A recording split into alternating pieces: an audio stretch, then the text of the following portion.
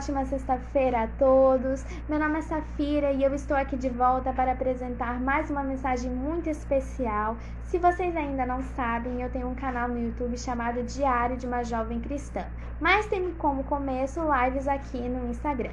Sejam muito bem-vindos, agradeço aqueles que estão vindo pela primeira vez aqui no canal, mas ao mesmo tempo agradeço aqueles que vão assistir o vídeo mais tarde ou no Instagram ou no YouTube. Se você ainda não é inscrito no canal, não se preocupe, depois que terminar essa live eu vou disponibilizar um link nos meus stories para que vocês possam ter acesso ao canal e poder acompanhar os vídeos anteriores. Não se esqueçam de deixar o seu comentário, deixar seu like, compartilhar o vídeo, tudo isso é muito importante porque vai ajudar o canal a crescer e florescer na vida de outras pessoas. Bom, o tema que vamos debater hoje é sobre panelinhas e tem como referência bíblica o livro de 1 Tessalonicenses, capítulo 5, versículo de número 11. Na minha versão bíblica diz assim: portanto, animem e edifiquem uns aos outros como têm feito. Bom, o que podemos dizer sobre panelinhas? Se há um termo que você não está muito acostumado a ouvir, eu posso dizer que, em termos resumidos, panelinhas significam grupos de determinadas pessoas. E o que isso tem significado na Bíblia? Por incrível que pareça, panelinha já existia desde os tempos de Jesus Cristo. Eu diria que até antes. Panelinhas realmente têm como intuito excluir ou isolar as pessoas. E como isso pode diferir de uma amizade? Bom, a amizade, se realmente foi com o intuito de florescer, de motivar e até mesmo de consolar as pessoas, eu posso dizer que ela é diferente das panelinhas. Porque enquanto a panelinha exclui, a amizade te inclui. E como podemos ver isso na Bíblia? Bom, naquela época existiam pessoas que eram chamadas de fariseus. E os fariseus, como eu já havia falado aqui no canal, eram pessoas que somente viviam de aparência. Pessoas que somente usavam de títulos para dizer que eram melhores do que os outros. Não importa se você tinha uma casa, se você tinha um trabalho, o que importava para os fariseus era se você tinha dinheiro e se você realmente era de uma reputação respeitável. E eles usavam dessa desculpa para poder debater com Jesus. Achavam que por ter conhecimentos técnicos, achavam que por ter conhecimento de leis, por terem dinheiro, achavam que isso era suficiente para dizer: nós somos filhos de Deus. E Jesus é um servo rebelde, e quem segue ele é tão rebelde quanto ele. Mas Jesus sabia da realmente faceta dos fariseus, sabiam que viviam de aparência, e ele não se intimidava, não se importava com o fato deles terem dinheiro, deles serem sacerdotes, porque eles sabiam que eles usavam dessa desculpa para pecar. E Jesus era realmente o oposto dos fariseus.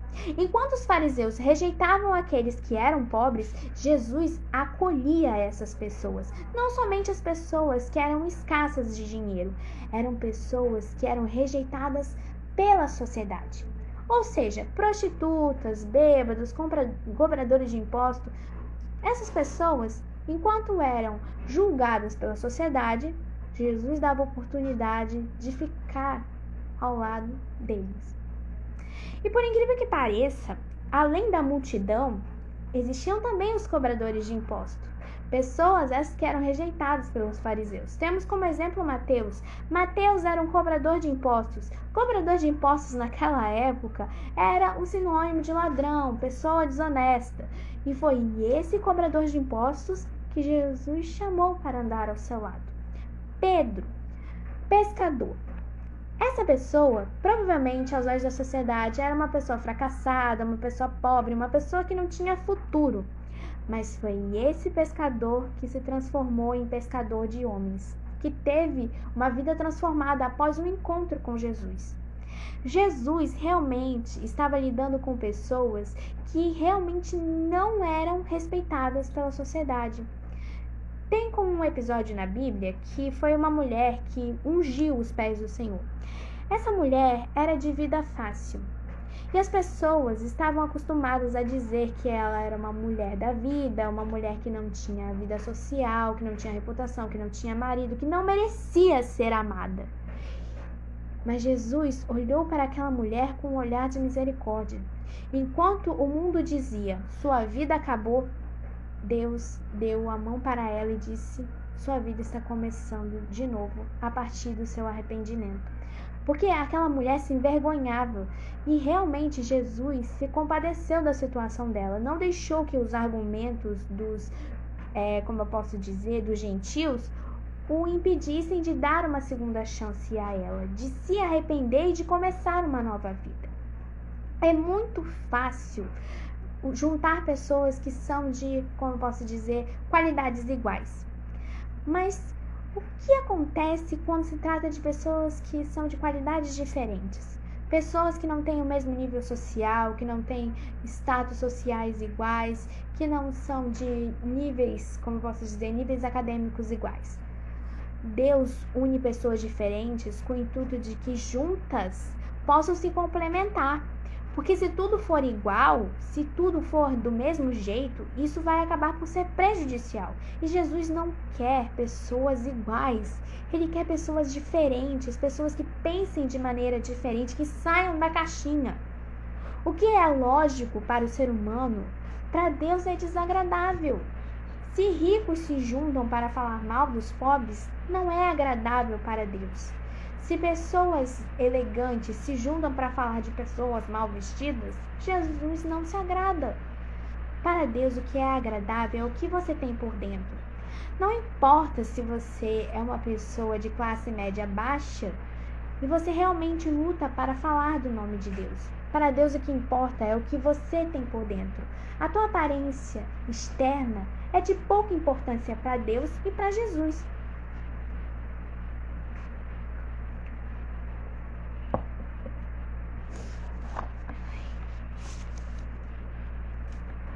Há um conceito ensinado na epístola do apóstolo Tiago, capítulo 2, a acepção. Nesse caso, a acepção é muito praticada tanto nos dias de hoje como era praticada nos tempos da antiguidade. Naquela época, você só era aceito se você tinha dinheiro, boa aparência e status social.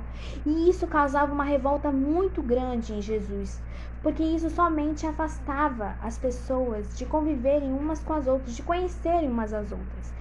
Mas o que importava para ele era que, mesmo que houvesse essa divisão, ele ainda promovia a palavra de Deus e ainda falava da importância da comunhão uns com os outros. Tanto que o ensinamento da Bíblia diz, amem uns aos outros como amam a ti mesmo.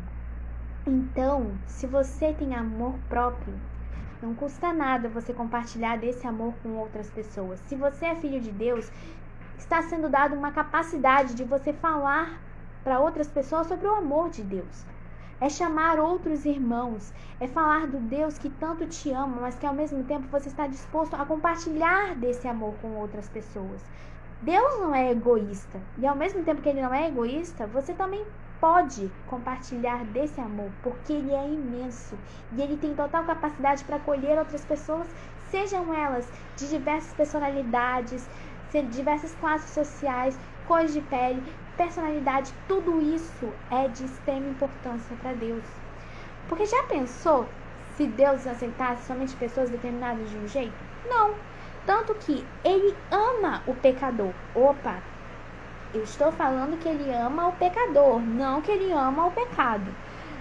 Deus ama as pessoas a partir do momento em que elas aceitam o amor dele. E se você realmente está disposto a falar do nome de Deus, procure evangelizar outras pessoas, por mais que seja difícil ou que elas sejam tão diferentes como você. O evangelho, ele não é para excluir, ele é para incluir. Se você diz que o evangelho é somente para você e para as pessoas com quem você está acostumado, você não vive o evangelho. Porque evangelho é você aceitar um desafio de pregar da verdade para outras pessoas e assim promover o direito que elas também têm de conhecer o Pai. Porque o Pai ama todos, não somente uma única pessoa. Ele ama aqueles que o buscam, aqueles que realmente são para Ele e por Ele. Às vezes, é fácil apontar o erro e negar a misericórdia, a compaixão e o perdão. Só recebem-se bem aqueles que têm nome, boa aparência ou dinheiro, enquanto os mais humildes, que são aqueles a quem devemos nos acomodar, acabam por serem desprezados e deixados de lado. E isso tem como referência o livro de Romanos, capítulo 12, versículo de número 16. Para Deus o que importa não é o teu dinheiro, não é a tua roupa cara, não é o teu diploma em curso superior.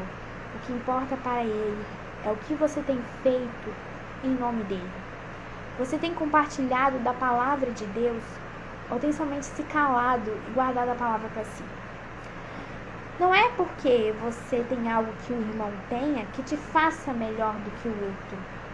Porque, por incrível que pareça, todos nós temos algo que agrada a Deus. Algo que é somente único. Mas é esse único que pode te fazer a diferença no mundo lá fora.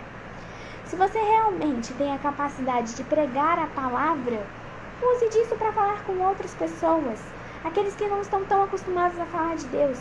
Mas algo que realmente é necessitado por corações que ainda não conhecem da palavra de Deus. O Evangelho foi feito para todos, ou seja, é inclusivo. E lembre-se, não coloque tampa na panela, deixe entrar mais gente. As panelinhas são destrutivas. E se você não prestar atenção realmente nessas amizades ou companhias que estão isolando uns outros, você pode acabar por se contaminar também. Você é tão cúmplice do isolamento, da exclusão, quanto aquele que está apontando o dedo. Jesus, ele escolheu muito bem quem andou com ele. Mas não era porque eram ricos, pessoas de boa reputação, que tinham casas luxuosas, mas eram pessoas que necessitavam de um recomeço. Pessoas essas que tinham um dom e que tinham uma missão a se cumprir. Nada do que Deus faz é por acaso. Tudo que Ele faz é porque tem um propósito. Se Ele escolheu cobrador de impostos, pescador, pessoas que eram preconceituosas, é porque tinha uma razão. A mudança era exigida, mas ao mesmo tempo o propósito ele foi realizado em nome de Deus. Então, se você realmente está disposto a falar de Deus, não fale somente para si mesmo. Fale para outras pessoas. Porque Deus ele vai te dar coragem, mas ao mesmo tempo ele vai encher o teu coração de amor para falar do nome dele para aqueles que ainda não o conhecem. E para concluir a mensagem de hoje, ninguém consegue viver completamente sozinho. Precisamos de comunhão com Deus e os nossos irmãos. No fim das contas, Deus une pessoas para glorificar o nome dele, não para ficarem separadas, porque é isso que o demônio faz todos os dias. Ele planta a discórdia, planta a raiva, o ódio, a inveja, tudo que é semente ruim para separar os irmãos. Mas Deus tem sempre um plano para unir pessoas para que lutem e ao mesmo tempo amem em nome dele. Bom, gente, essa foi a mensagem do dia. Espero que todos tenham gostado. Agradeço a presença de todos que ficaram aqui na live, mas agradeço aqueles que vão assistir o vídeo mais tarde, seja no Instagram ou no YouTube. E não se esqueçam de compartilhar a mensagem. A palavra de Deus ela não pode parar em uma pessoa só. Espero que vocês tenham gostado do conteúdo de hoje. Deixem o seu like, deixem o seu feedback, ideias que possam deixar o canal mais produtivo. E eu vejo vocês na próxima. Tchauzinho!